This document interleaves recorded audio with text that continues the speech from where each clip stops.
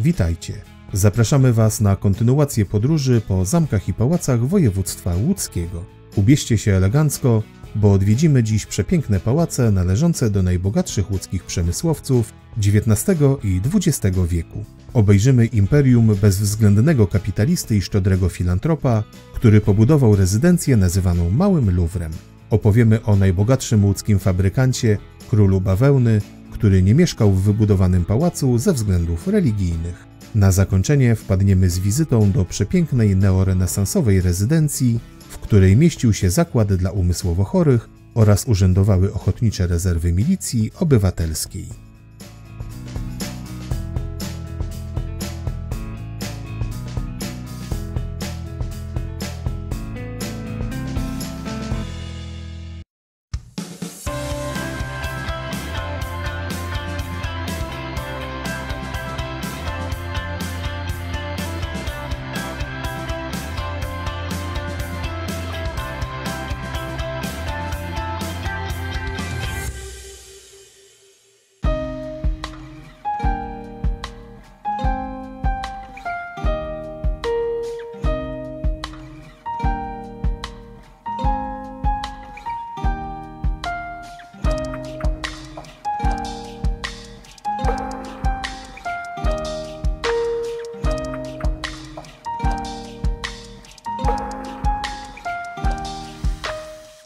Do końca XVIII wieku Łódź była niewielkim miasteczkiem o rolniczym charakterze. W XIX stuleciu powstała niewielka osada tkaczy, która zaczęła się błyskawicznie rozwijać. Był to czas tworzenia się prawdziwych finansowych imperiów, skupionych w rękach nielicznej grupy przemysłowców. I choć historia dość brutalnie obeszła się ze spuścizną po fabrykanckiej Łodzi, do naszych czasów przetrwały niektóre wille i pałace. Dziś zabierzemy Was do tych, które związane są z najbogatszymi łódzkimi rodzinami.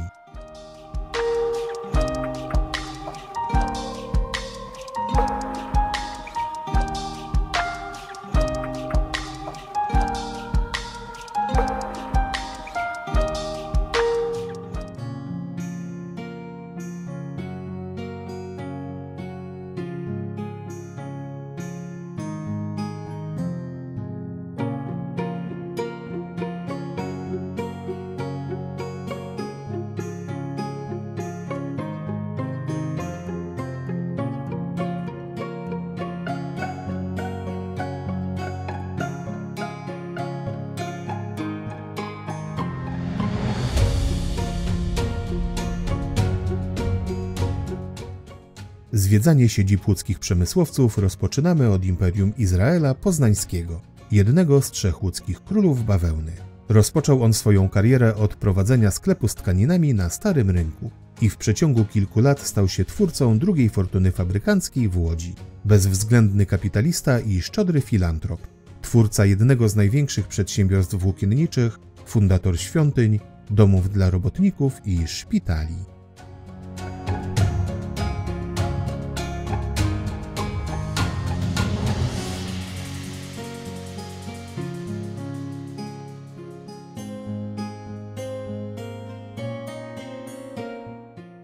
Pod koniec XIX wieku Poznański rozpoczął budowę zakładu przy skrzyżowaniu ulic Ogrodowej i Zachodniej. Szybki rozwój przedsiębiorstwa i korzystna koniunktura poskutkowały wzniesieniem jednego z największych budynków fabrycznych w mieście – przędzalni przy ulicy Ogrodowej. W sąsiedztwie stanął również Pałac Izraela Poznańskiego, wyróżniający się urządzoną z przepychem elewacją i bogatym wyposażeniem.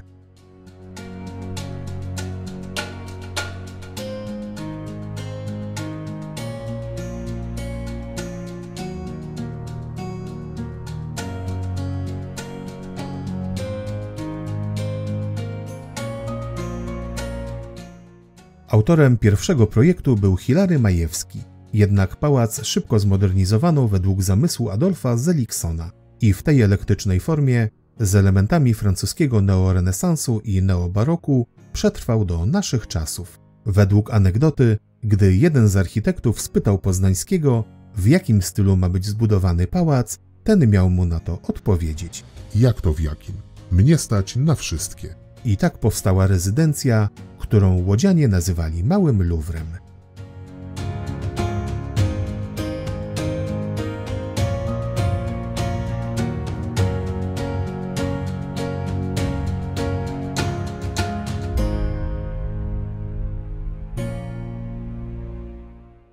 Izrael Poznański był postacią, która w dawnej Łodzi wręcz obrosła legendami.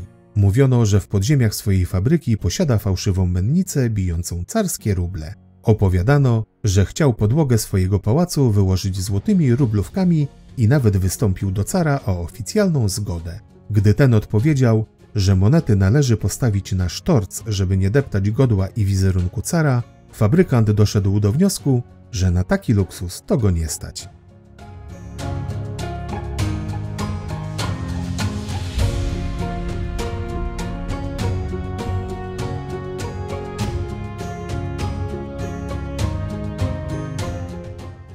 Pałac krótko służył rodzinie Poznańskich. Zresztą sam fundator zmarł przed ukończeniem budowy. W okresie międzywojennym gmach przebudowano i mieściły się tam urzędy. Dopiero w latach 70. XX wieku uznano obiekt za cenny zabytek. Dziś mieści się w nim Muzeum Historii Miasta Łodzi, odbywają się bale i imprezy artystyczne.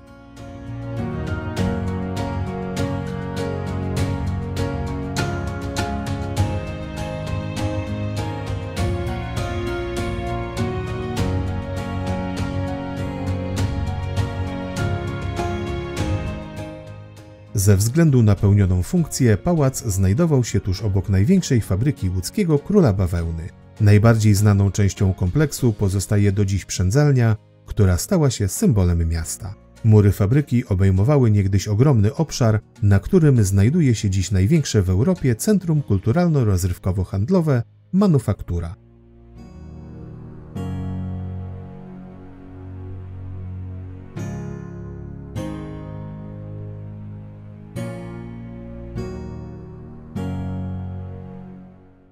Pałac zaprojektowany został z ogromnym przepychem.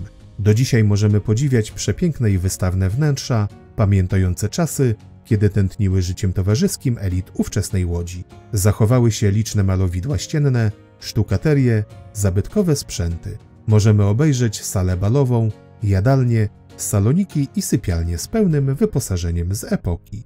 Poza ekspozycją wnętrz fabrykanckich z przełomu XIX i XX wieku, wystawa prezentuje dzieje Łodzi przemysłowej. Szereg saloników zaaranżowano na ekspozycje poświęcone artystom związanym z Łodzią i zasłużonym łodzianom, prezentując pamiątki po Arturze Rubinsteinie, Julianie Tuwimie, Władysławie Reymoncie, a także Marku Edelmanie. XIX-wieczna Łódź była gigantycznym ośrodkiem, gdzie dynamicznie rozwijał się przemysł, a ulice tętniły życiem wielokulturowego miasta.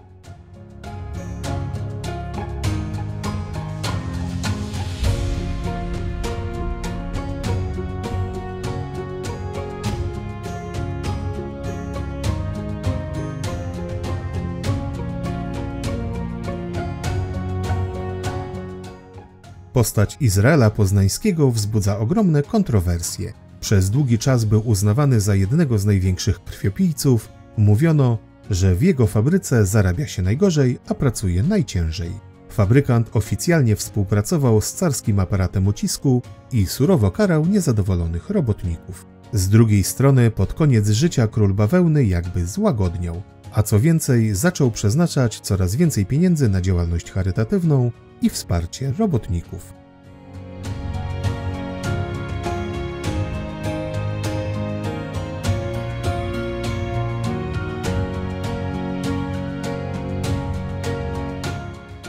Jeśli podoba Ci się nasz film, proszę zostaw łapkę w górę oraz rozważ subskrypcję kanału i włączenie powiadomień.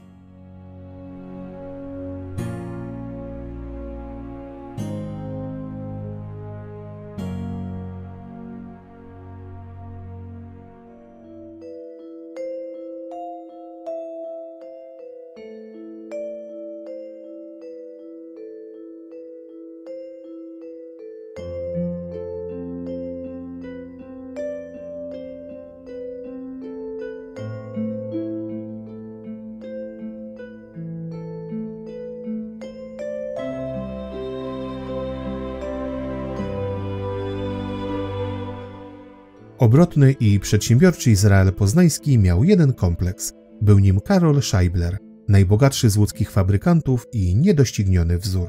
Był też właścicielem najstarszej budowli, posiadającej cechy i formę pałacu miejskiego w Łodzi.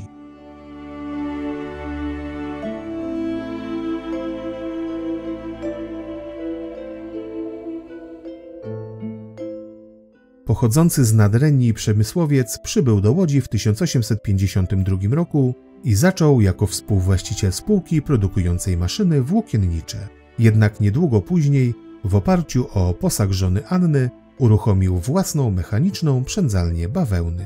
Znajomość technologii i rynku pozwoliły mu w krótkim czasie stworzyć największe w Królestwie Polskim imperium bawełniane. Na jego terenie, liczącym wówczas 1/7 powierzchni Łodzi, powstały osiedla domów robotniczych, pierwsza elektrownia, gazownia, bocznica kolejowa, szkoły, teatr i stadion sportowy.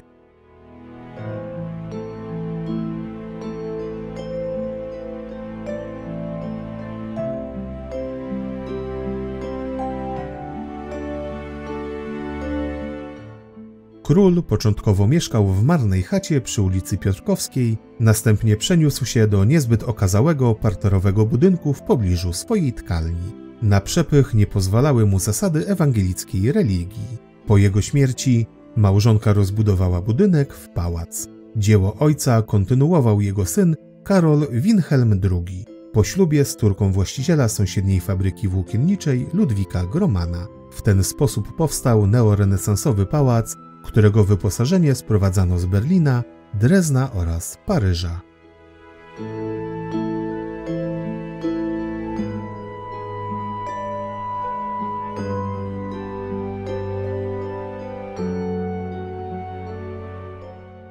Ze względu na trwający obecnie remont budynku nie możemy pokazać Wam większej części wnętrz pałacowych, a jest co oglądać. Do najciekawszych należy ciąg parterowych pomieszczeń, między innymi gabinet, sala lustrzana, neomanierystyczna jadalnia, pokój mauretański czy neorokokowa sypialnia.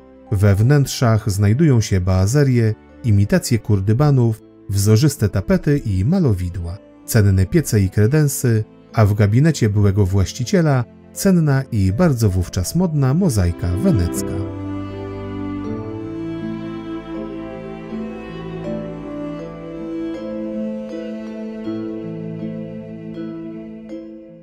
Do Pałacu Scheiblerów warto wybrać się także ze względu na mieszczące się tam obecnie Muzeum Kinematografii. Zbiory muzeum to ponad 50 000 eksponatów. Znajdziemy wśród nich różnego rodzaju kamery filmowe, również te na korbkę, projektory czy rzutniki. Miłośnicy kina mogą obejrzeć przedmioty pochodzące z czasów poprzedzających epokę filmu, mutoskop czy latarnię magiczną. Jest tu także unikatowy fotoplastikon, jedyny na świecie tego rodzaju zachowany egzemplarz, pochodzący z pracowni wynalazcy urządzenia Augusta Furmana.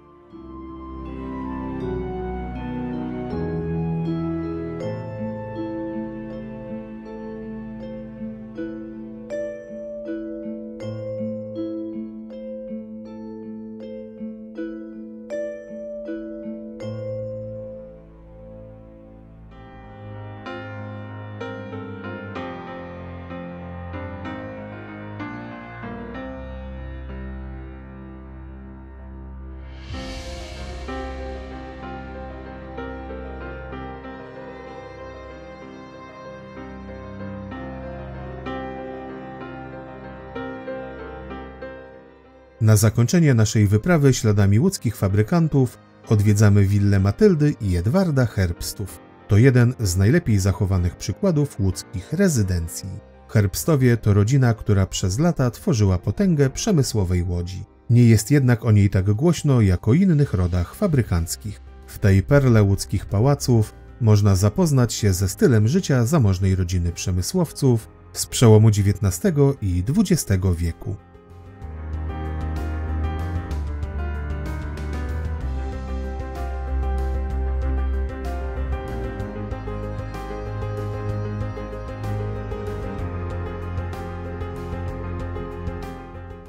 Willa zbudowana została w 1876 roku dla córki największego łódzkiego przedsiębiorcy Karola Scheiblera. Autorem projektu był Hilary Majewski, który nadał jej wyjątkową formę neorenesansowej rezydencji. Otoczona ogrodem willa, zlokalizowana w sąsiedztwie zabudowań fabrycznych i osiedla mieszkaniowego, wyróżnia się spośród sąsiadujących z nią budynków. Rezydencja pozostawała w rękach Herbstów do roku 1942. Po II wojnie światowej pałac został znacjonalizowany i pełnił różne funkcje, między innymi domu dla nerwowo chorych, siedziby ORMO, a nawet spółdzielni inwalidów. Pod koniec lat 70. budynek przejęło Muzeum Sztuki i rozpoczął się jego kapitalny remont. Po ostatnich pracach konserwatorskich w 2013 roku możemy obejrzeć pałacowe salony w wystroju z czasów, gdy zamieszkiwała w nim rodzina Herbstów.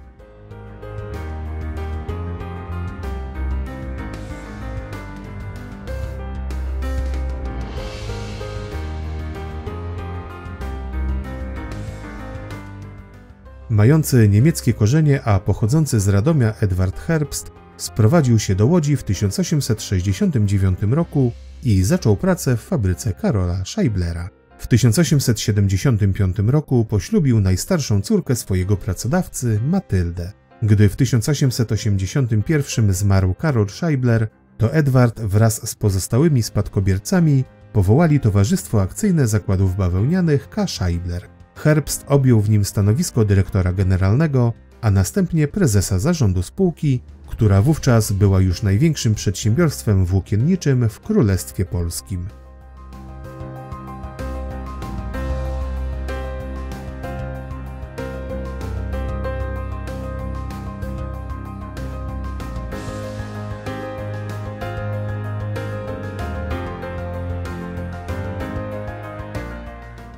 Pałac Herbsta wzniesiony został w bezpośredniej bliskości fabryki oraz przyfabrycznego osiedla. Dwukondygnacyjny, neorenesansowy budynek na planie prostokąta zdobi od frontu czterokolumnowy portyk. Układ był klarowny i funkcjonalny. Na parterze znajdowały się wnętrza o większej skali, bogatszym wystroju, urządzone z przepychem, służące celom reprezentacyjnym. Piętro było przeznaczone wyłącznie dla mieszkańców, sypialnie, łazienka, pokoje pani i pana oraz innych domowników.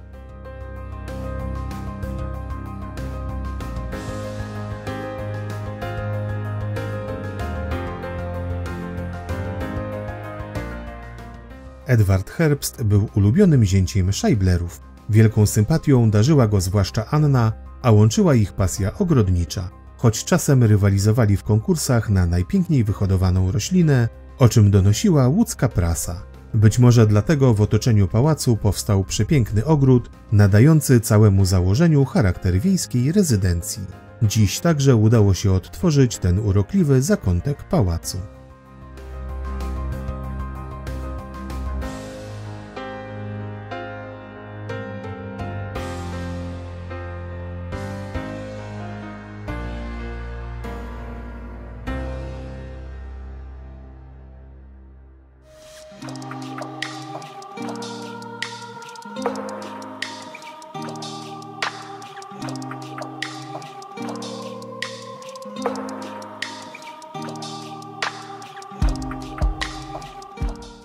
Dziękujemy, że obejrzeliście cały film. Proszę zostawcie łapkę w górę, piszcie w komentarzach o waszych wrażeniach, podzielcie się nim ze znajomymi i pamiętajcie o subskrypcji.